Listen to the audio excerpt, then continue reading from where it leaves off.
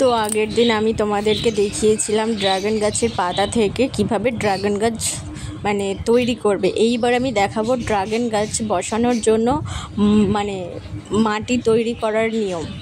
দেখে নাও, প্রথমে আমি মাটিটাকে মানে ডালা পাকিয়ে গেছিলো, মাটিটাকে প্রথমে আমি ভেঙে নিলাম, ভালো করে ভেঙে নিলাম। এই যে আমি গাছটা এখানে রাখলাম পাশে, আর এর মধ্যে দেখো আমি বালি দিয়ে দিলাম, কিছুটা পরিমাণে বালি দিয়ে দিলাম। এরপরে আমি দেব হচ্ছে ভার্মি কম্পোস্ট, যেটাকে বলা হয় জৈব সার। দেখো কতটা পরিমাণ তোমাদের মন মতো দেবে। তো আগে থেকে মাটিতে মানে তৈরি করা ছিল, তো আমি পরিমাণ মতো দিলাম, হচ্ছে আমার হাতের সাইজ অনুযায়ী দুবার দিলাম। আর আগে থেকে যেহেতু মাটিতে আছে সেই জন্য অল্প পরিমাণে দিলাম। এরপরে যখন গাছটা বেরোতে শুরু করবে তখন আমি দেব। ভালো করে দেখো মিশিয়ে নিচ্ছি, মাটির সঙ্গে ভালো করে মেশাতে হবে, মানে গোটা গোটা মাটি থাকলে হবে না, ভালো করে মিশিয়ে নিতে হবে। আর যদিও মাটি গোটা থাকে সেটা আলাদা করে, ওই যে ঝুড়ো মাটিটা ওইটা দেবে। দেখো আমি ভালো করে গুঁড়ো করে নিচ্ছি, আর যেহেতু কাঁটাটা লেগে যাবে বলে আমি কাজটা সরিয়ে দিলাম। ভালো করে গুঁড়ো করে দিচ্ছে, একদম হাতের সাহায্যে একদম ভালো করে ঝুরঝুরে করে নিতে হবে।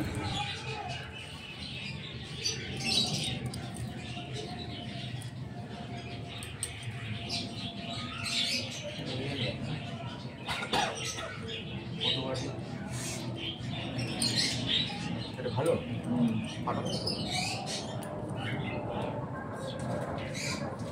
ফাটা ফাটা ফাটা ফাটা ফাটা।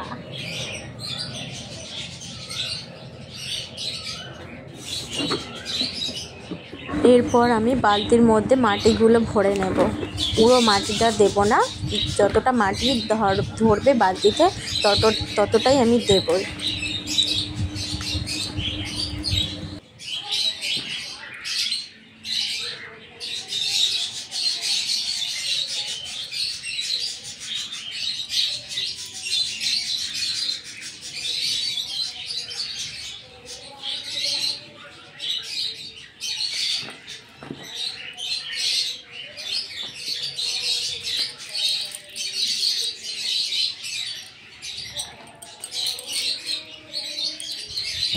দেখো পুরো মাটিটা আমি ভর্তি করে নিয়েছি। তো আমার বর বললো কি না কিছুটা মাটি তুলে নাও, জল দিলে মাটিটা ফুলে উঠবে। তো তার জন্য আমি মাটিটা কিছুটা তুলে নিলাম। তারপরে দেখো ড্রাগন গাছটা শিকড়টা এমনভাবে বসাবে যাতে না শিকড়টা মানে ছেড়ে ছেড়ে চলে যায়।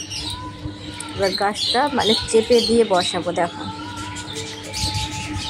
ভালো করে বসিয়ে নিলাম। তারপরে এটা জল দেব, জল দিয়ে একটা নির্দিষ্ট কোনো স্থানে বসিয়ে রাখতে হবে যাতে সেখানে রোদ জল সবটাই পায়।